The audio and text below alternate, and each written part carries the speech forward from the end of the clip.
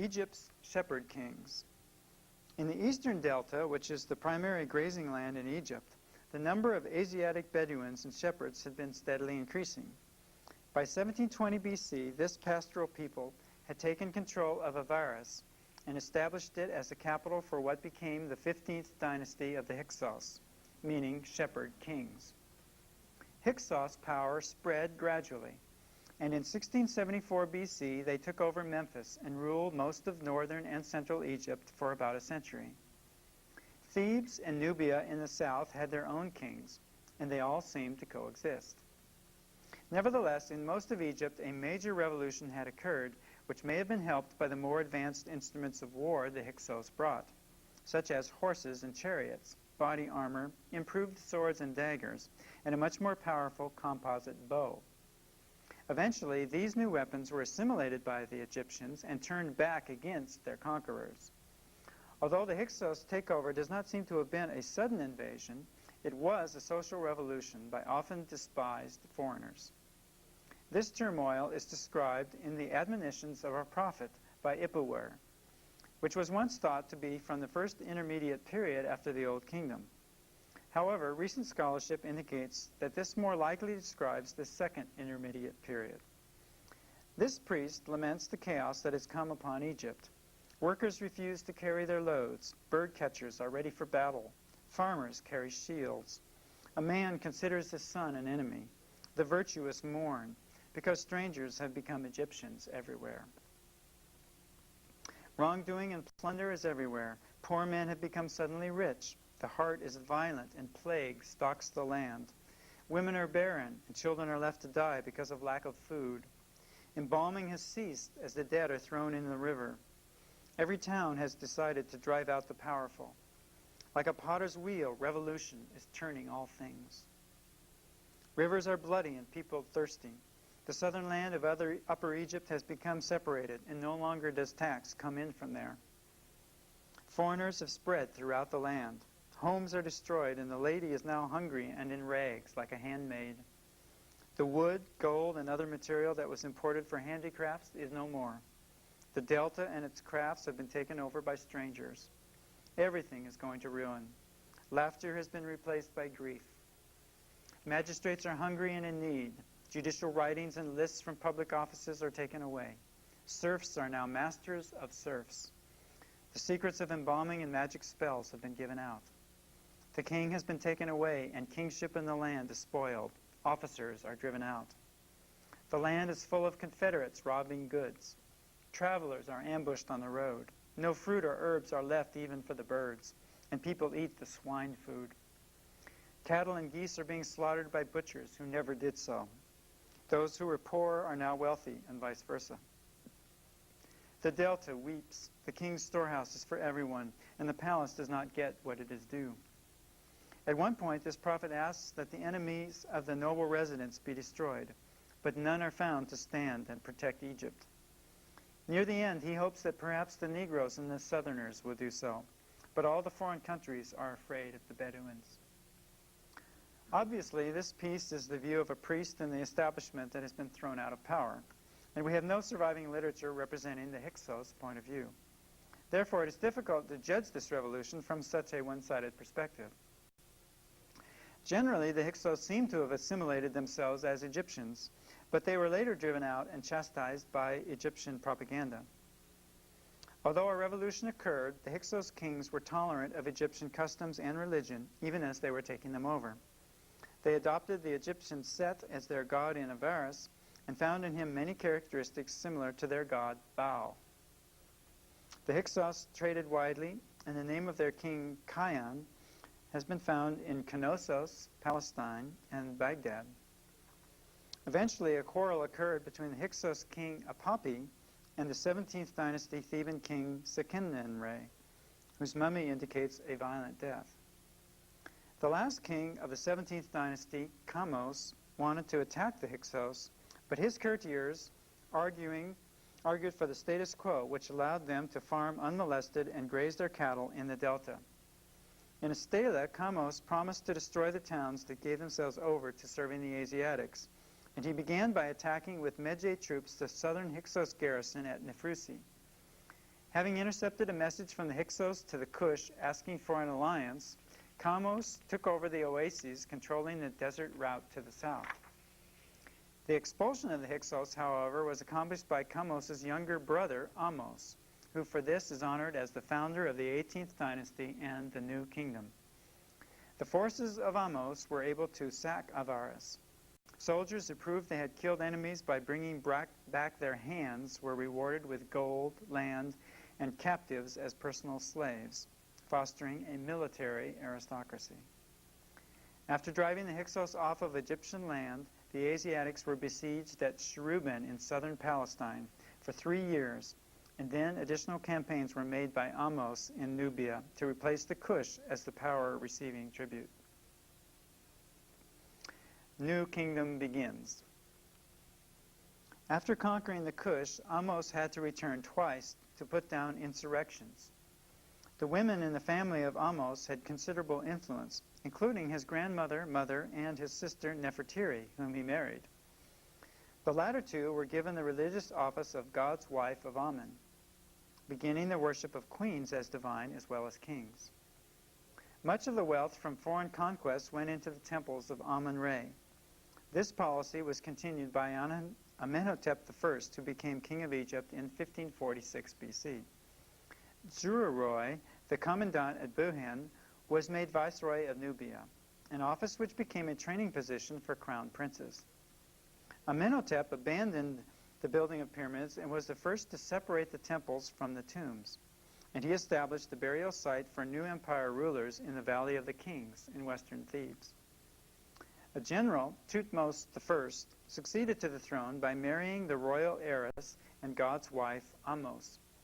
He claims to have expanded the empire as far as the Euphrates River in campaigning against the Mitanni. After defeating the Nubians, he had their chief's body hung head down from the prow of his barge for several months while a cataract channel was repaired on his return to Thebes. Thutmose II married his half-sister Hatshepsut, but only ruled for about 8 years before dying of illness in 1504 BC. His son, by another woman, Thutmose III, had to share regency with his stepmother and aunt, Hatshepsut, until she died 22 years later. Thutmose III began by serving in the temple of Amun-Re at Karnak, but later became Egypt's greatest military conqueror. By 1500 BC, Egypt was already becoming an empire with a powerful military state. The feudal system had been taken over by the royal administration under viziers for Lower and Upper Egypt, who, with the king's son of Cush and the high priest of Amun-Re at Karnak, were the most powerful officials under the king, sometimes called Pharaoh after the name of the palace. These men administered the law or oversaw provincial authorities who made local decisions. The power of the pharaoh included being commander-in-chief of a large military establishment and overseeing a wealthy and influential religious system, not merely as the highest priest, but as a god. The army was no longer a hastily gathered militia that rushed out to defend or raid. It was a professional force in two grand divisions in Upper Egypt and the Delta, with well-regulated commands using tactics. Everything in the kingdom served the pharaoh and his court. According to the story of Joseph in Genesis, which was about this time, tax comprised 1/5 of all products and was collected as cattle, grain, wine, oil, honey, textiles, and so on, as well as in gold and silver. The temples became tremendously wealthy and employed many professional priests and priestesses. The free middle class that was not involved in the temple were obligated to serve in the military. The other two classes were the craftsmen and the agricultural serfs.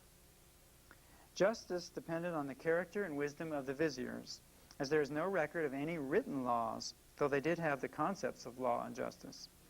The pharaoh advised his viziers to be impartial and not be angry unjustly. Of course, without written laws or records, the opportunities for bribes and corruption in this system of rule by men must have been common.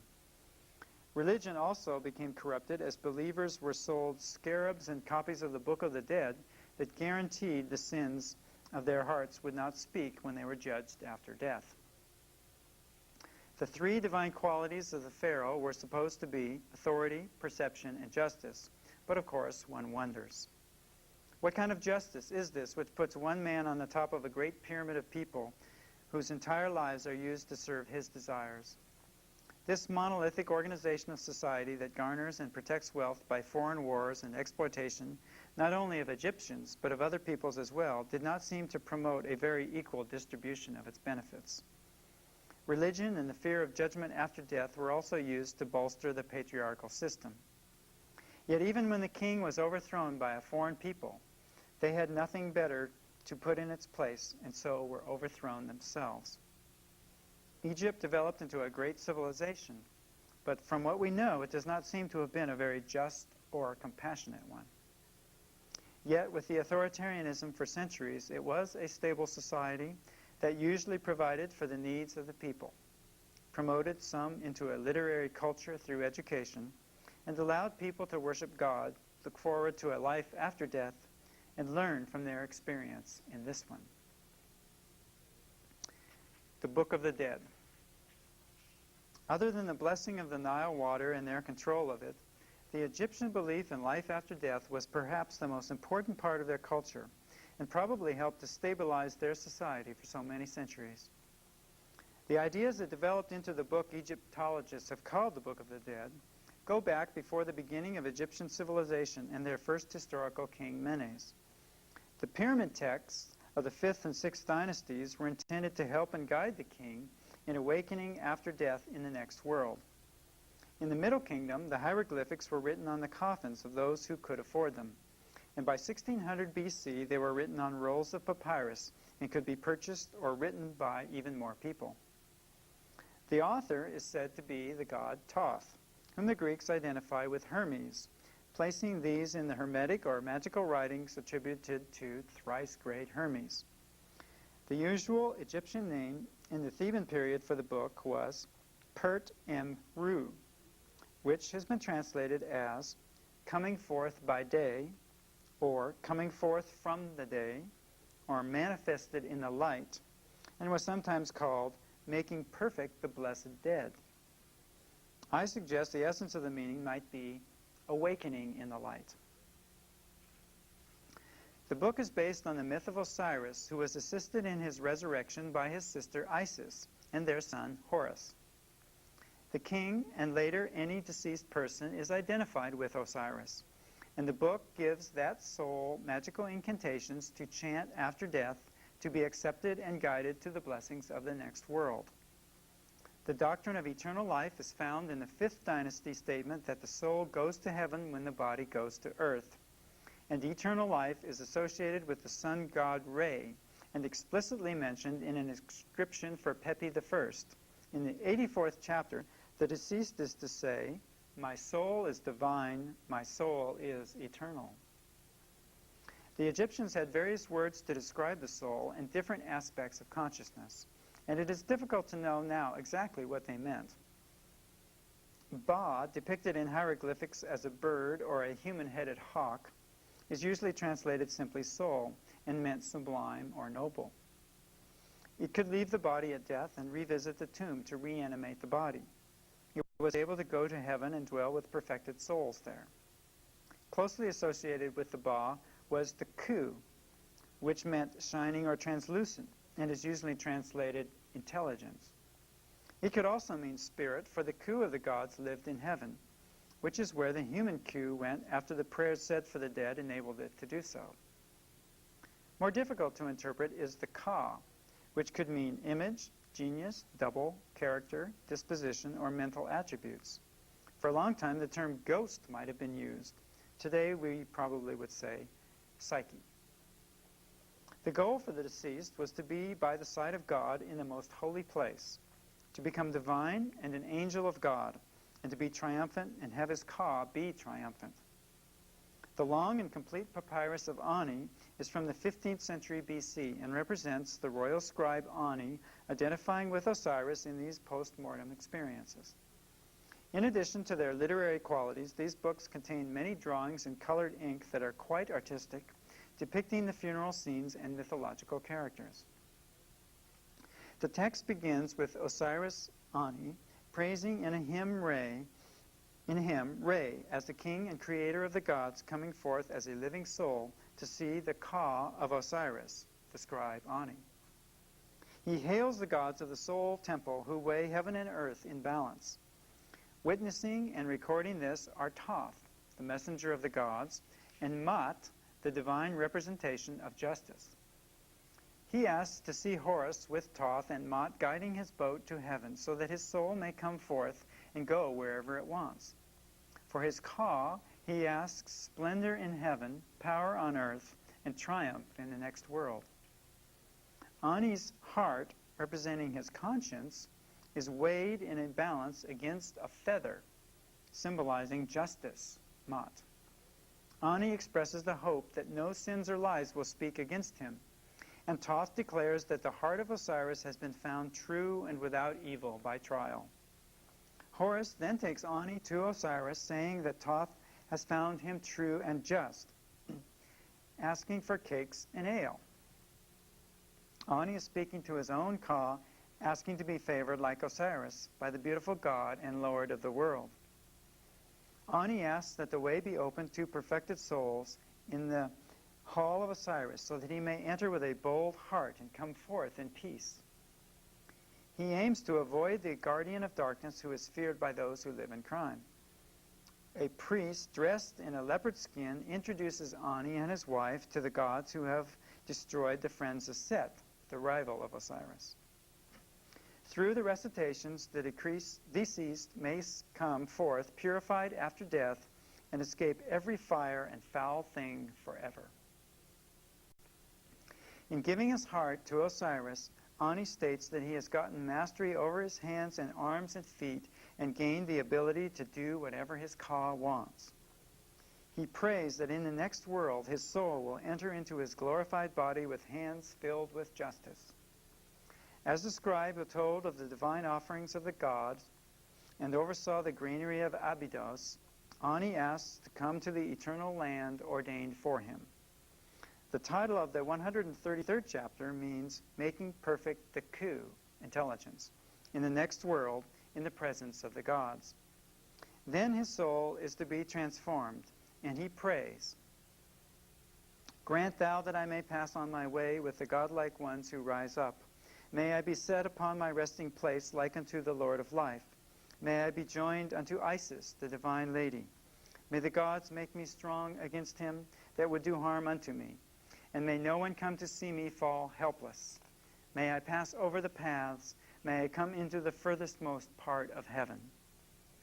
I am one of those shining ones who live in rays of light. I, in very truth, I am a shining one and a dweller in light, who hath been created and who hath come into being from the body of the God." As he rises up, he gains mastery to drive back evil which opposes him, and the gods open to him the holy way.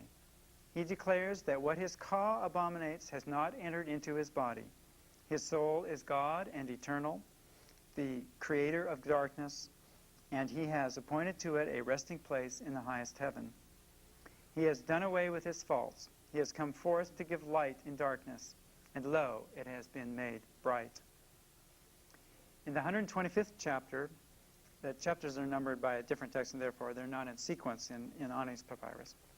Ani declares all of the sins he has not committed, including iniquity, violent robbery, murder, theft, fraud, lied, caused pain, fornicated, caused tears, dealt deceitfully, transgressed, acted guilefully, laid waste plowed land, eavesdropped, been angry without just cause, defiled another's wife, polluted himself, caused terror, burned with rage, ignored right and truth, worked grief, acted with insolence, stirred up strife, judged hastily, multiplied words too much, harmed, cursed the king, fouled the water, spoken scornfully, cursed God, stolen, defrauded nor plundered offerings, filched food, sinned against his local god, nor slaughtered with evil intent the god's cattle.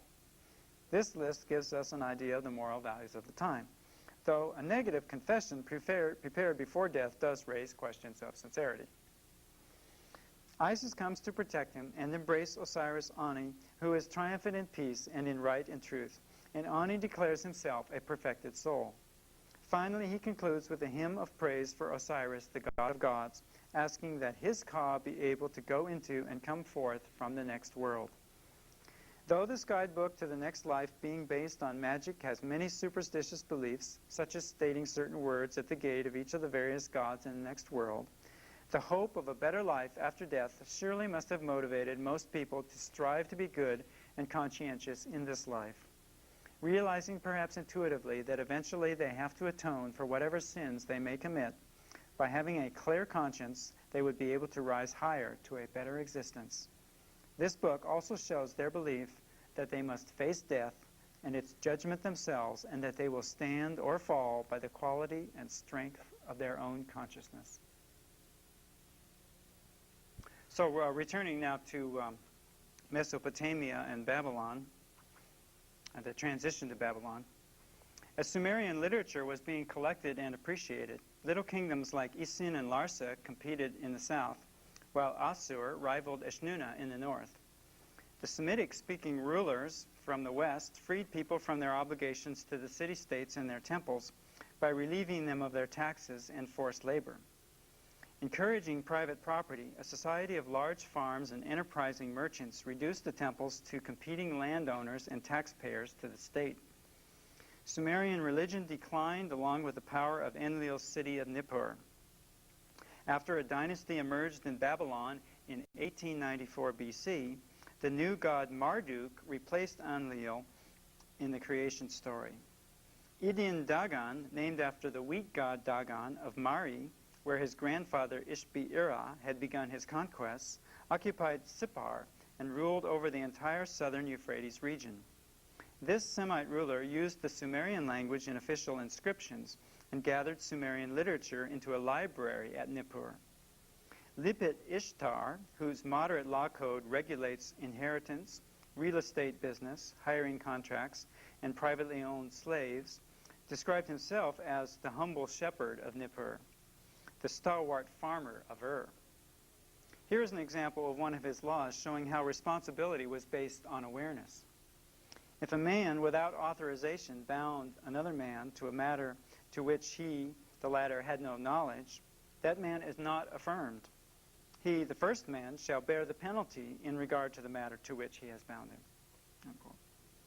Lipit Ishtar ruled from 1934 BC until 1924, when Isin was attacked by the king of Larsa, Gungunum, who also conquered Ur, Lagash, Susa, and perhaps Uruk.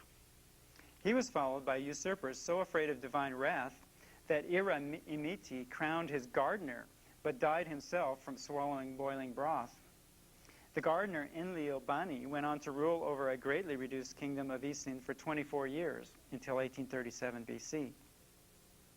3 years later, the king of Larsa was killed in a war with Babylon and was replaced by an Elamite official, Kudur Mabuk, who gave his two sons Semitic names. One of these, Rimsin, defeated a Babylonian coalition and finally took over Larsa's old rival city of Isin in 1794 BC. In the north, Eshnunna was under the god Tishpak, probably a form of the Hittite god Teshup. This city had become independent back in 2027, at the beginning of the Sumerian decline under Ibisin. 2 centuries before Hammurabi, the law codes of Eshnunna were formulated by its king Bilalama. These laws fixed the prices of barley, sesame oil, and wool, and for hiring a wagon or boat. If a boatman is negligent, he must pay for what he caused to be sunk. A man must get permission of a woman's parents to marry, and the sentence for raping her without it is death, as it is for a wife who commits adultery. Depriving another man's slave girl of her virginity is punished by a fine. Business transactions must be established legally, or the person is considered a thief.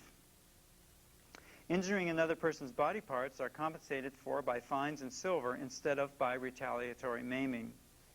Compared to later laws, capital punishment seems to have been rare, and all capital cases were brought before the king.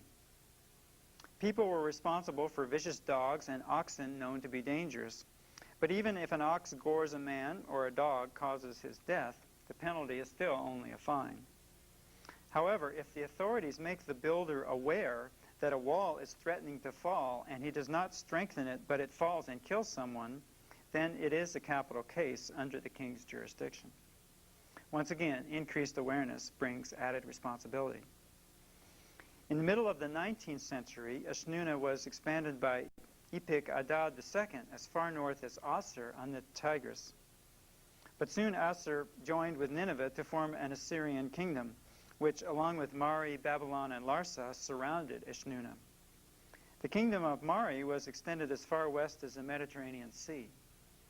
The son of a ruler near Mari named Shamsi-Adad began as an outlaw and was exiled in Babylon. But when his brother succeeded, he gathered a force to take Ekalatum from Ashnuna and attacked Assur, replaced his brother, and led his army to the west as far as Lebanon. When the ruler of Mari was murdered, he installed his son Eazma-Adad there, and another son, Ishme-Dagan, as viceroy of Ekalatum. The latter was a bold warrior like his father, proud of his military victories, who tried to get his docile brother Eazma-Adad to obey him instead of their father. Shamsi-Adad criticized his son Eazma-Adad for being a child, laying around with women, and exhorted him to be a man with his army and make a name for himself like his brother. However, while the father was kept busy campaigning in the north and the bold Ishme-Dagan was fighting tribes and petty rulers in the Zagros Mountains, Eazma-Adad gave away land and plows during famine, gave boats to sheep herders to cross the Euphrates, and kept on such good terms with neighbors through trade that the king of Carchemish sent his brother food, wine, ornaments, fine clothing, gave him control over his copper mines, and offered him whatever he wanted. Eazma-Adad married the daughter of Khatanum's ruler, who allowed him pasture. With his son's help, Shamsi-Adad ruled the First Assyrian Empire from 1813 to 1781 BC, overlapping with the reign of Babylon's Hammurabi. Eazma returned a caravan delayed in Mari to Babylon, and someone warned him about Hammurabi, but another advised him not to worry. Hammurabi. As indicated by Rimsin's rule from Larsa in the south and the extensive territory controlled by Shamsi-Adad and his sons in the north, the size and power of the Babylon Hammurabi inherited from his father in 1792 BC was quite limited. After being king for 5 years, Hammurabi began to attack his neighbors, capturing Isin, moving down the Euphrates to Uruk, and expanding in other directions. When Shamsi-Adad died in 1781, he left his kingdom to his warrior son, Ishme-Dagan, who promised to protect his weaker brother, Eazma-Adad. But the latter was almost immediately overthrown by a nationalist Mari dynasty led by Zimri-Lim, who ruled more firmly than Eazma-Adad but continued his policies. Zimri-Lim and Hammurabi became closely allied, assisting each other with information and even soldiers. In 1764 BC, Babylon was attacked by Elamites, Guti, Assyrians, and Ashnuna, but Hammurabi was victorious through the great power of the gods. Encouraged by an oracle, the next year he invaded and defeated Rimsin in Larsa. The year after that, a new coalition of the same old enemies formed and was again defeated by Hammurabi's forces. Apparently caught up in a warlike mode, the very next year Hammurabi attacked his ally Zimri-Lim and took control of Mari and parts of Assyria, making them vassals. However, they must have revolted 2 years later because Hammurabi returned then and destroyed the city of Mari. And a few years later he overcame the Assyrian armies and defeated all his enemies in that country. In less than 10 years, Babylon had conquered almost all of Mesopotamia. Hammurabi ruled through provincial governors, but also allowed cities to make local decisions and collect taxes by councils of elders. Although Marduk was made the chief god, diverse religious traditions were tolerated, and many temples were rebuilt, even at Nippur.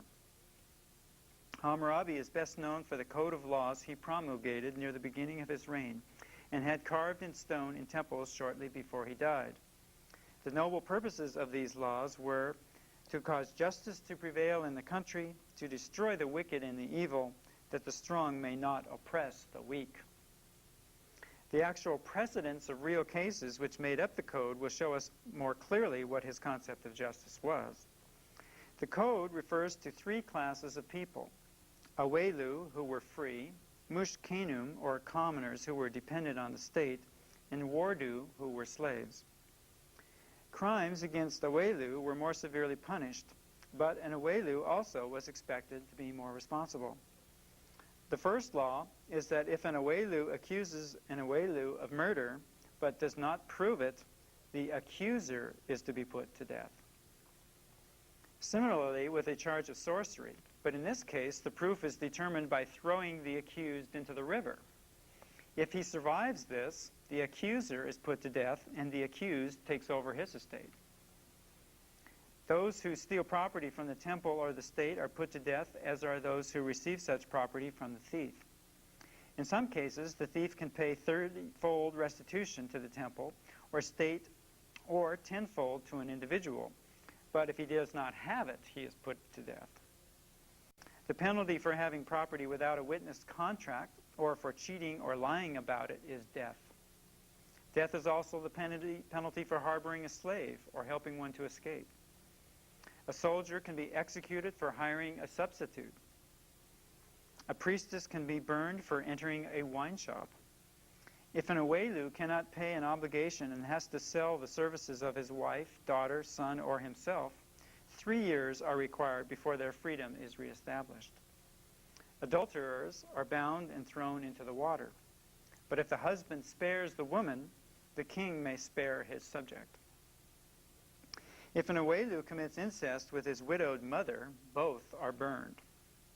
If an adopted son denies his foster father or foster mother, his tongue is cut out. If a son strikes his father, his hand is cut off. If an Awelu destroys the eye of a noble, his eye is to be destroyed. Or if he breaks an Awelu's bone, his bone is broken. Yet, if it is the eye or bone of a commoner, the fine is 1 mina of silver, which equals 60 shekels. If it is a slave's, he must pay half his value. The same pattern holds for a tooth, except the fine is only 1/3 of a mina. If an Awelu strikes a superior Awelu, he is given 60 lashes in the assembly. But if they are of the same rank, he pays 1 mina. However, if a commoner strikes a commoner, he pays only 10 shekels. If a slave strikes a noble, his ear is cut off. However, if an Awelu injures another Awelu in a brawl, he can swear it was not deliberate and pay only for the physician. And even if the man dies, he only has to pay a half mina, or 1/3 for a commoner. If an Awelu strikes an Awelu's daughter and causes a miscarriage, he pays 10 shekels for her fetus. But if she dies, his daughter is put to death. Yet if she is a commoner's daughter, the fine for miscarriage is 5 shekels, and for her death only 1/2 mina, and even less for a slave. If a physician, while performing surgery, causes an Awelu's death or loss of his eye, his hand is cut off. If a builder constructs a house that collapses and kills the owner, that builder is put to death. If it causes the owner's son to die, the builder's son is put to death. Such crude retaliations appear absurd to us today, and it is obviously unjust to punish the children for the crimes of their parents. This law code is more severe than previous Sumerian ones. Originally, the laws were to settle quarrels and private conflicts by means of arbitration. Now the king's decisions had become law for everyone, instituting a system to resolve private conflicts by generally recognized and published standards.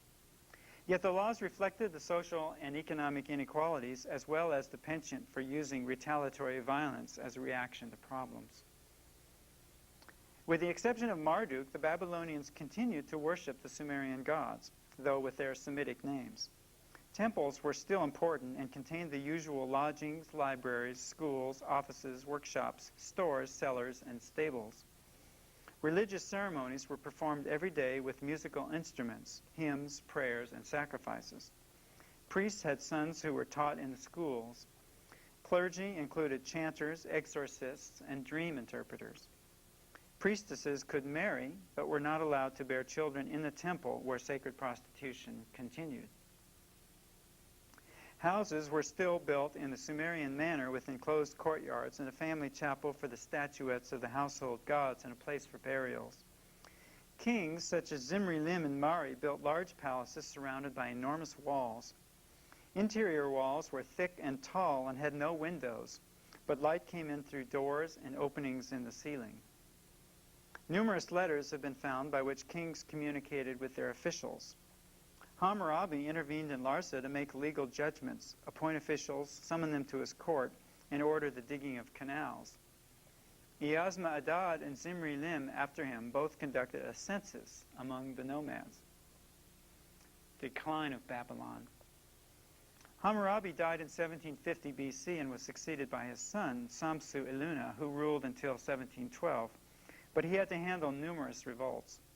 In the south, Larsa rebelled for 2 years, and then Ilumu-Ilu claimed the independence of Sumer south of Nippur, fighting a bloody war against Babylon in which several cities, including Ur, were burned down. The northern Assyrians regained their independence under Adasi. Samsu-Iluna was also attacked by Kassites, Amorites, Sutians, and Elamites. Although he fought them off, his empire was reduced to Akkad.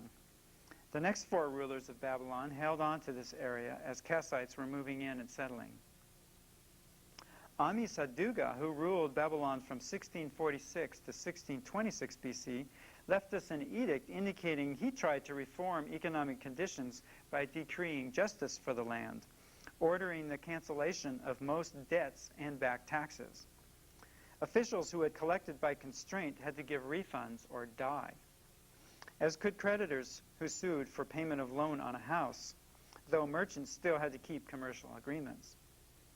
Governors who gave barley, silver, or wool for forced labor were to die, and the workers could keep what they had been given. Those who were in service because of debts because they could not pay were released to freedom by the king's edict. It is not known how these orders were carried out, but as with Uruk-Hagina, the intent to correct past injustices is clear. Meanwhile, the Hittites were moving southeast from Anatolia, and about this time, Labarnas II established the domain of Hatti on the Kizil-Irmak River. Eventually, Mercilis invaded and captured Babylon itself in 1595 BC. However, this Hittite soon left Babylon, returning to Hattusas, but the Kassite ruler Agum II filled this power void, establishing the Kassite dynasty in Mesopotamia that was to last until 1157 BC. Many of these new peoples, Hittites, Kassites, and Hurrians, may have been stimulated by movement of the Aryans in the north. Agum II continued Babylonian traditions, and 24 years after the Hittites had carried it off, he brought back and restored the statue of Marduk in his temple. Little is known of the next time period, but about 1500 BC, the Kassite Ulam-Buriash defeated Eagamil, king of the Sealand, the Persian Gulf, recovering Sumer for Babylon. However, north of Samara, the Assyrians seem to have been in control. These new peoples brought horses and faster chariots and wagons, affecting warfare and commercial transportation. Nevertheless, under the Kassites, the Babylonians seemed to enjoy peace except for the Sealand War and border conflicts in the north.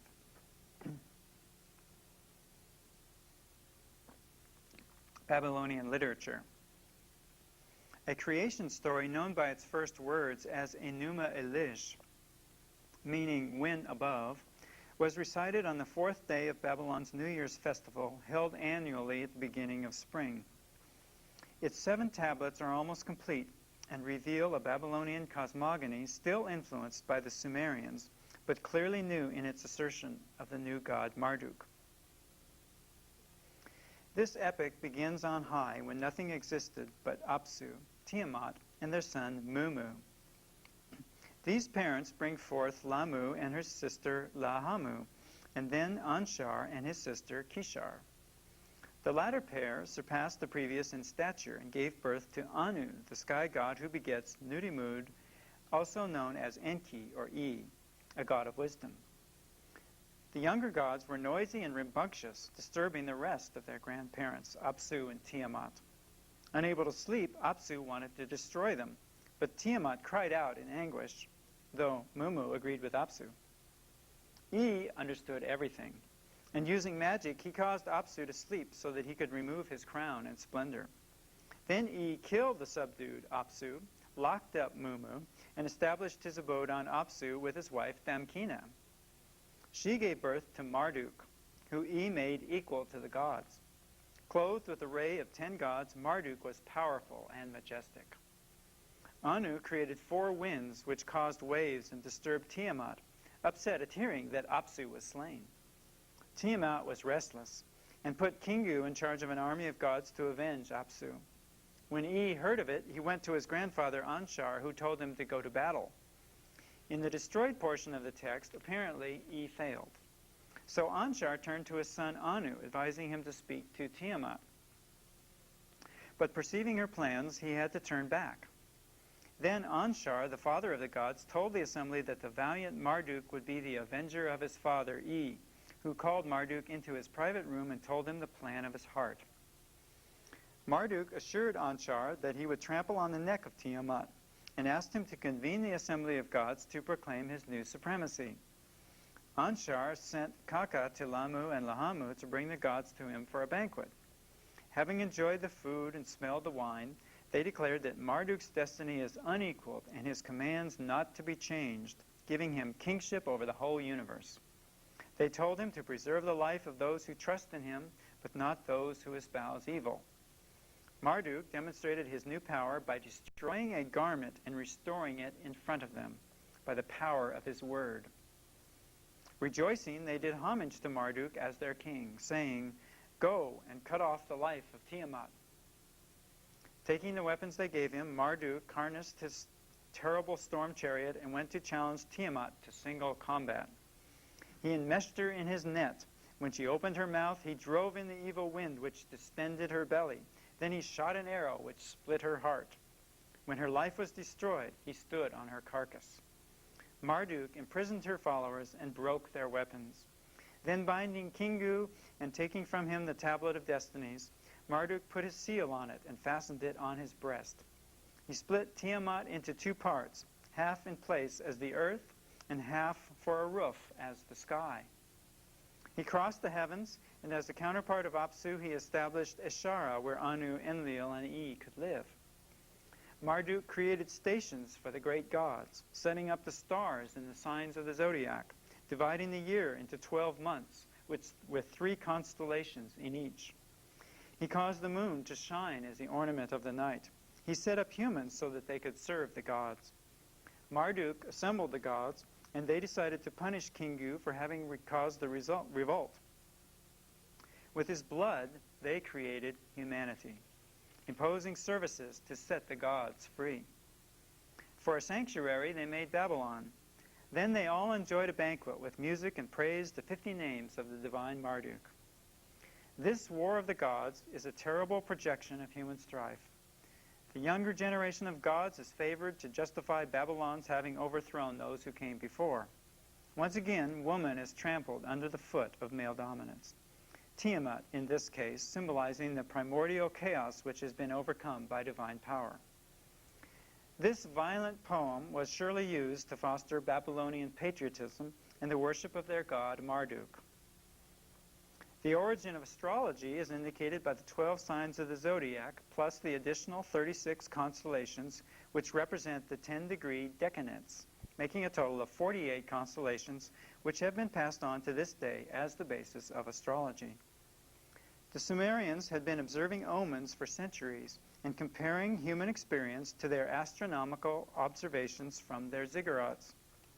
Adding the sun and moon to the 5 planets they observed, the number 7 became significant, and they were used for the days of the week. The planet Venus was represented by Ishtar, whose positive attributes are praised in a hymn from about 1600 BC, which contains the following lines. Ishtar is clothed with pleasure and love. She is laden with vitality, charm, and voluptuousness. In lips she is sweet, life is in her mouth. At her appearance rejoicing becomes full. She is glorious. Veils are thrown over her head. Her figure is beautiful. Her eyes are brilliant. The goddess, with her there is counsel. The fate of everything she holds in her hand. At her glance there is created joy, power, magnificence, the protecting deity and guardian spirit. She dwells in, she pays heed to compassion and friendliness. Besides agreeableness, she truly possesses. Be it slave, unattached girl, or mother, she preserves her. One calls on her. Among women, one names her name. The story of Adapa tells how E created a sage to whom he gave the divine plan, but not eternal life. Adapa was not only the best priest in Eridu, but their baker and fisherman as well. Once, during a new moon, Adapa's boat was blown by the south wind, which sent him overboard. Adapa vowed to break the wing of the south wind. For 7 days, the wind didn't blow. The Lord Anu heard about this and ordered Adapa to be brought before him. E, knowing the ways of heaven, predicted how he would be met by Tammuz and Gazida, whom he could win over by noting that 2 gods had disappeared from the land, pleasing them so that they would cause Anu to favor him. But when Adapa is offered the bread and water of death, E advised him not to eat nor drink, though he was to wear the garment and anoint himself with the oil they offered him. When Adapa arrived in heaven and was greeted by Tammuz and Gazida, he flattered them by noting that 2 gods seemed to be missing on earth. The king Anu asked Adapa why he broke the south wind's wing, and was told by him how the wind had submerged him while he was fishing, so that in anger he cursed it. Speaking up, Tammuz and Gazida put in a good word for him. Anu wondered why E had shared the plan of heaven and earth with Adapa. But he ordered that the bread and water of life be brought to him along with a garment and oil. However, Adapa did not eat nor drink, but put on the garment and anointed himself with the oil, explaining to Anu when asked why, that E had so commanded him. Then Anu ordered him to be taken away and returned to his earth, laughing at E for making his commands exceed those of Anu. The fragmentary ending indicates that in this way Adapa brought mankind ill and disease upon their bodies, though the goddess of healing would allay them. This ironic story laments how an opportunity to gain eternal life was missed by following the advice of a god who was not the God who had eternal life to give. An ancient Akkadian text gives some counsels of wisdom, which include religious exhortations to worship your God every day, give offerings, pray, and supplicate so that you will be in harmony with your God. Let us then conclude this lecture with a few of its wise remarks. Let your mouth be restrained and your speech guarded. That is a man's pride. Let what you say be very precious. Let insolence and blasphemy be an abomination for you. A talebearer is looked down upon. Do not return evil to your adversary. Requite with kindness the one who does evil to you. Maintain justice for your enemy. Be friendly to your enemy. Give food to eat, beer to drink. Grant what is requested. Provide for and treat with honor. At this, one's God takes pleasure. It is pleasing to Shamash, who will repay him with favor. Do good things. Be kind all your days.